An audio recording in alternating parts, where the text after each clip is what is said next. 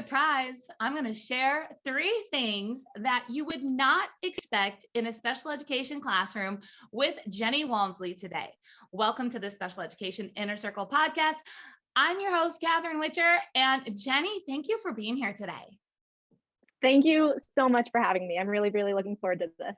Okay, so you and I have crossed paths on Instagram, and I reached out to you and I was like, okay, we got to talk to our special education inner circle listeners and just share with them some insights. Because being a former special education teacher myself, I'm like, ooh, I can see some things that she's doing. And it takes more than just an Instagram story to kind of spill some details. So let's kind of start with, how did you end up at an IEP table and what's your current role? Yeah, so I always knew growing up that I wanted to be a teacher. I thought for the longest time that I wanted to be a music teacher, actually. But then as I got older, I realized, okay, a little more of a hobby than maybe a career.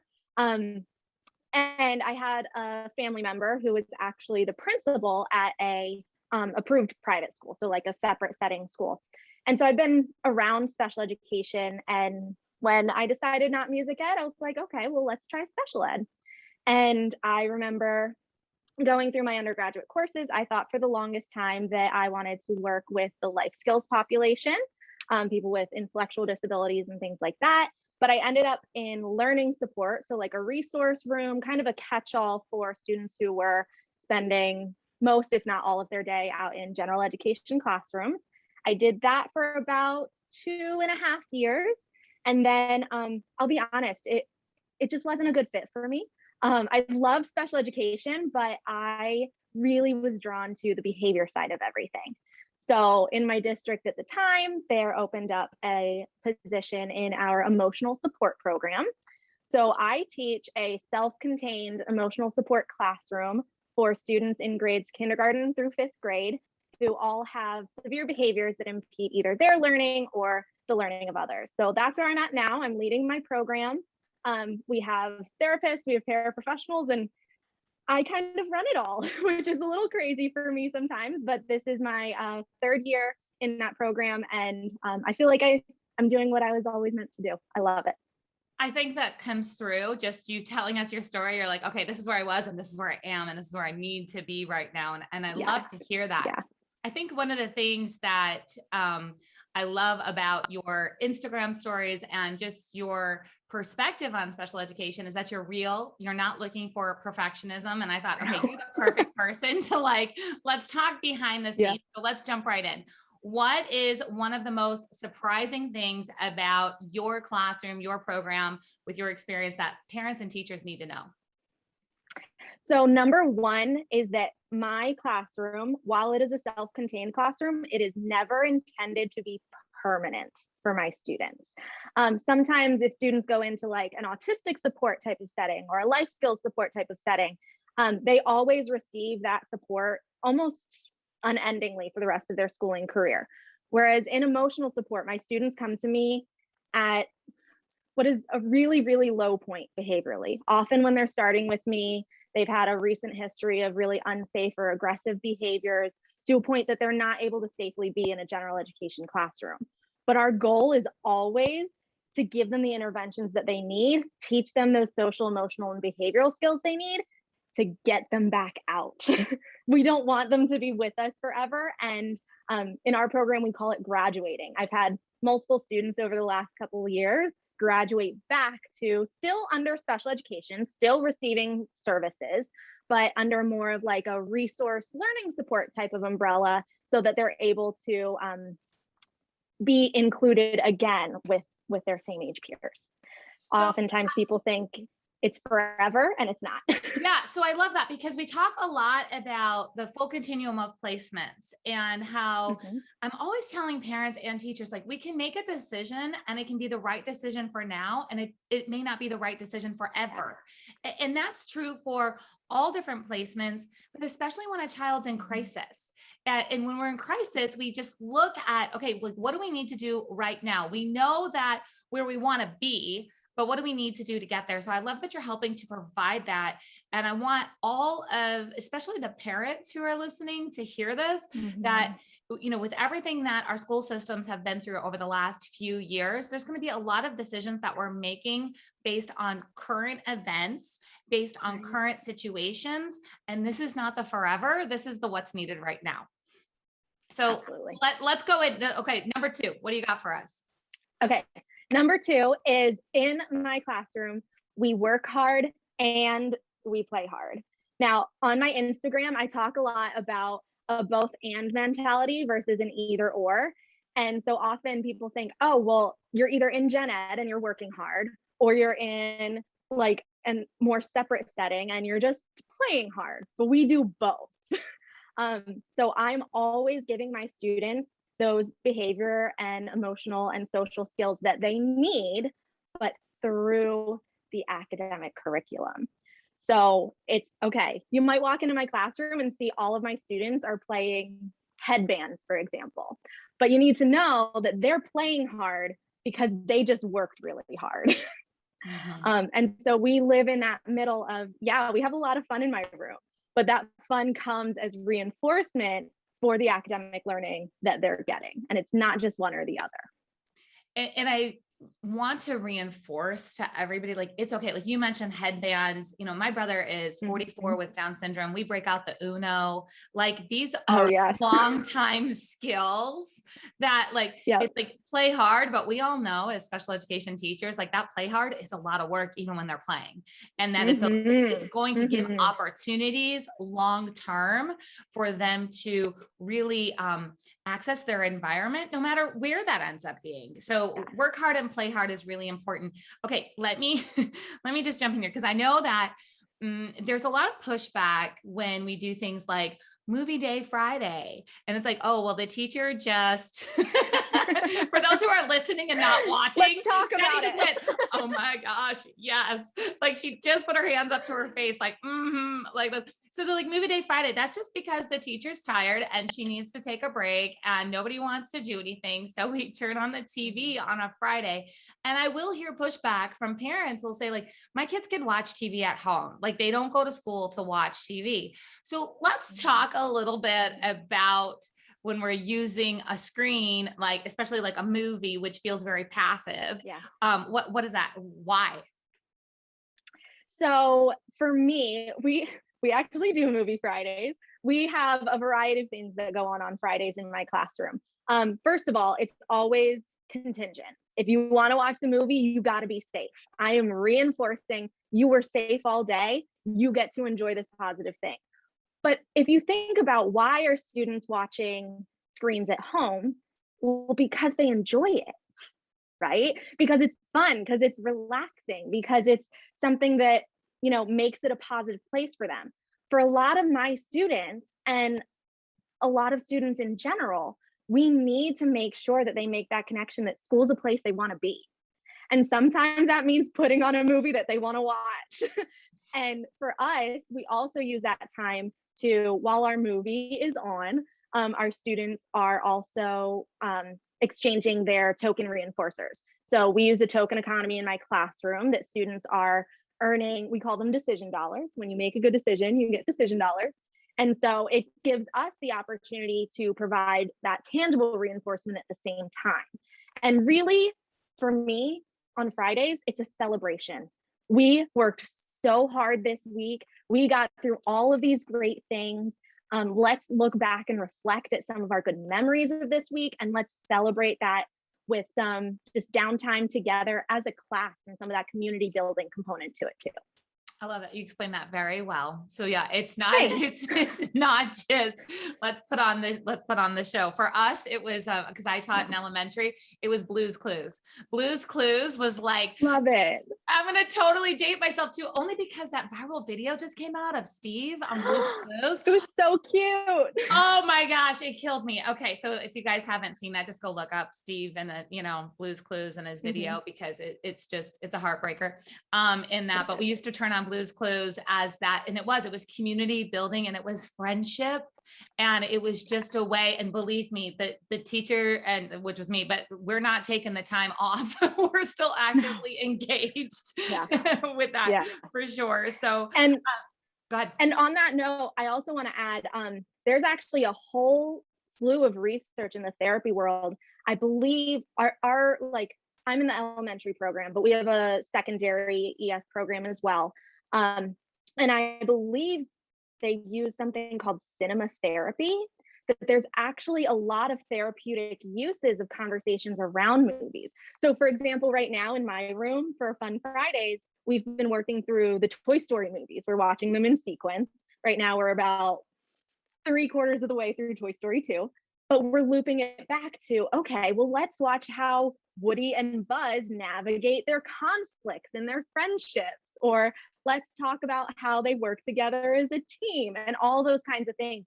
There are so many social and emotional skills that can be taught through movies as well that I don't think people necessarily realize unless they've actually done that and used it in that way. Right. So, I mean, so for all the parents who are like worried about, Fun Day Friday and like a movie in that way, it is okay to ask the teacher questions of like, what are the benefits to the children? Because if it is like, well, we turn it on so we can clean the room and whatever, then that one you can get a little bit like, I don't know if that's the best use of my child's time here. I said, but if it's because we're drawing out conversations and community and different lessons and having fun at the same time, right? Work hard, play hard. If we're doing and right, and it's not either and, we're going to have that and in there. And so it's important to go ahead before you get upset that you're using tech or screens or a movie, that you're figuring out why it's being done. So, all right, let's go to the third one. Drop that third surprise. All right, this is the one I'm most excited to talk about. My classroom is not a scary place. Okay, so like tell me what. So your classroom is not a scary place. Now I think that we have a perspective, and there's a lot of special ed teachers who just nodded their head and went, yes, like mine either. Like my room's not a scary place. A lot of parents who are listening are like, they see fear in a different way with that. But let's explain to those who are not special ed teachers, what does it feel like in the school, having the classroom who takes the children who are in crisis, where we're working on safety and accessing education. What does that feel like? What do you mean by scared? Maybe even from your, maybe not your colleagues now, but just in the past of what you have experienced. So I don't want to get too much into this on the personal side, but we are in some pretty unsafe situations. I have experienced and worked with students with some pretty aggressive behaviors. And I think there's this idea that, okay, the ES room was really loud the other day. Don't go down there anytime soon. And I'm like, no, like my kids are good kids. We have moments that we work through. I always tell my students and parents that my job is 2 primary goals above all else: that my students are safe and that my students learn. And so safety sometimes does take a front seat for sure. But 90% of the time, if you come down to my room, we're calm, we're chill, we're welcoming. We love when people come to see us and come to say hello. We don't have a whole lot of involvement from things like PTOs or other, like even for me, I'm the only position of my type in my district, especially at the elementary level, and not even really having like a grade level team can sometimes be a challenge. And we're not scary people. We love to collaborate. And there are moments that I have a little light outside my room. It's like a little switch and it's battery operated. If that light is on, that's my signal that now is probably not a good time. But when that light is off, come say hi, come see us, come interact with my students. We want to be part of the community. And there are times that we might say now is not a good time for that. But when it is a good time, which is most of the time, we want to be a part of everything else. We don't want you to be afraid of us. I tell, my gen ed colleagues when I'm starting to send students out for inclusion and things like that, I wouldn't send them if I didn't think they were ready to be safe and to be around their classmates, and just believing that they're good kids underneath all of it, I think is really the heart of that idea. How about parents? How do you speak to the parent who's sitting at an IEP meeting and you show up, right? You're there. and let's just face it. I mean, like, I just call it like it is. Yeah. Anybody who listens to any of this stuff, they know, like, we're just going to call it out. You know what? They don't necessarily want to see you. They don't want their child in your room. How did it even get to this point? How come we can't just put more supports in gen ed? Why does Jenny have to be here? We're not ready for this. I don't want this. Speak to that parent for a minute. Yeah. So I think it goes back a little bit to the idea of the permanence of here's the reality, the very neutral, upfront reality of the things that have been going on at school. And I always approach it of, here's the things that have been happening. Here's who your child really is. Here's the good things that your child does. Here's the kindness that your child shows. And my goal, anytime I meet a parent, is here's the tough stuff. Here's the good stuff. And here's what we're going to do to get more of that good stuff. And the idea of, right now, it's going to take a lot of work to get more of that good stuff. And it might get harder before it gets easier, but that's always our goal. Is I care about your child. I care about who they are as a person. I care about them living out their fullest potential. And I'm going to stick with them through those, I call it the trenches. I'm going to go through the trenches with your kid to get them back to the fullest child that we know that they are underneath all of these behaviors. They're not defined by these behaviors. They're not going to be with me forever. But while they are, let's love your kid hard and give them what they need to get back to where we know they can be. I kind of got kind of answer that question. Yeah, I was like, I'm like, I'm just gonna keep listening here, because then now everybody's gonna be like, where does Jenny work? I need my kid to go there. I will move to wherever Jenny's at. No, you cannot go to Jenny's school. No. So with that, so we've got those three kind of surprising things. So we're kind of shedding some light behind the scenes. What happens behind those closed doors? What happens in those IEP meetings? But I want to address the heaviness specifically that's happening this school year. I don't want to talk about any particular current events because it's all important. It's all feels heavy. It's affecting all of us in a different way. And there's a lot of special education teachers. So we already know turnover in special education is big. So we're lucky if a teacher makes it to year 5 in special education. This year specifically, we're seeing a lot of people say, I can't handle this, or I don't know if I can handle this. They're at a tipping point. We're in staff shortages. 2 out of 3 districts are experiencing staff shortages for teachers. I would say 100% of districts are experiencing staff shortages when it comes to support staff. We definitely do not have a lot in there.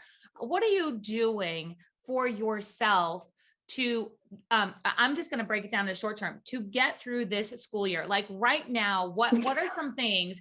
And I want you to share this so the teachers who are listening are like, oh, maybe I could do that too. And you know what? It's going to help the parents see some things that maybe they can do to support the teachers to make sure they stay to what's going on. So what are some things that you are doing to get through this school year? Yeah. So another thing, if you kind of follow my Instagram, a hashtag I use a lot is more than a teacher. So yes, I am a teacher, but I also am much more intentional with my boundaries with all of the heavy things that are going on in the world. You have to take that load off sometimes and know when to leave work at work. Because while I love being a teacher, it is my job. And knowing that I need to walk away from that in order to be able to keep doing that. So in terms of ways that parents can support that specifically, if I don't respond to your email that same evening, like if you send me an email at 6 p.m., I'm not going to respond to you until the next day. And I really appreciate your understanding on that. So that's one really big one. But another thing that I try to do in general, but especially this school year, is just finding those little victories, finding the little wins and the little positive moments. We use some pretty frequent homeschool communication systems, and I've been trying to be much more intentional about making sure I'm sending home the positive notes with things too, giving positive feedback to my colleagues and to my students and even to my parents, and just controlling my own perspective and what I bring to the conversation. I always want to be sure that I'm bringing as much positivity to the conversation as I can. Now, like you said earlier, I keep it real. And if I'm not in a space to be positive, I kind of say, hey, can we hold this conversation for another time, for when it's going to be productive and positive for all of us who are involved? But finding ways to send notes home, even in the mail. That's one thing that we've been doing this year at my school, which is so exciting. The kids are like, oh, I got something in the mail. It's really neat. But even with parents trying to keep things positive, I, being in special education and being in a pretty low population classroom, when it comes to things like back to school or holidays, I don't get thank yous very much. And that's okay with me. But when I do get a thank you from a parent, it means the world to me. It really does. And I think it goes both ways. I always try to thank parents for the role that they have. Because again, when students come to me, they've been in crisis. We're going through the trenches. It is hard work for all of us. All of the outside current event things aside, we're just kind of getting through the day with kids sometimes. And just a simple thank you, I see you and I appreciate you, both directions goes such a long way. I actually did a whole podcast episode on that, of kindness matters, like kind words. That's what I said, kind words matter. And I listed out like the top 5 things that parents had told me that teachers said to them, and that teachers told me that parents said back to them, because those little things, like, I know a parent who had told a teacher, I appreciate all the work that you put into planning. Like, I see what you put together for the kid. Like, even if it doesn't go well, I see the work that you're putting into planning. And I'm like, oh my gosh, I would have loved if somebody would have said that to me as a teacher. Cause we put a lot of work in, not just for that 20-minute lesson that's going to happen. So. Absolutely. And I'm going to throw this out there while being vague, but one of the most meaningful comments I ever gotten I had a student who was with me during extended school year, and this student had forgotten something in the classroom, and I got an email from the parent asking, hey, is this still in the classroom? And I responded, yes, it is. And the response was, wow, the perks of having the same teacher every single year. We appreciate you so much. And for me, I sometimes feel like having the same students year after year, I feel like, not that I'm burdensome, but I'm like, oh, they're probably so over me and just want another teacher already. But to hear that, like, they're thankful for the relationship that I have with their student, they're thankful for that long-term working interaction that we have together, and they see that I show up for their kid. That was really, really meaningful for me. I love it. I love that so much. So on that note, you guys, I'm going to make sure that you have the links everywhere so you can connect with Jenny. I know she's got a resource on TPT for you. Go follow her on Instagram, send her a DM, go hang out with her over there with that. And again, if you guys have any questions for Jenny, go ahead and go directly to her. Of course, you can hop on over to iepmasterclass.com, go download an IEP checklist, and then you and I can get connected to Jenny. Thank you so much for being here today. Thank you so much for having me. This is a great conversation. I loved it. All right. Bye, everyone. We'll talk next time.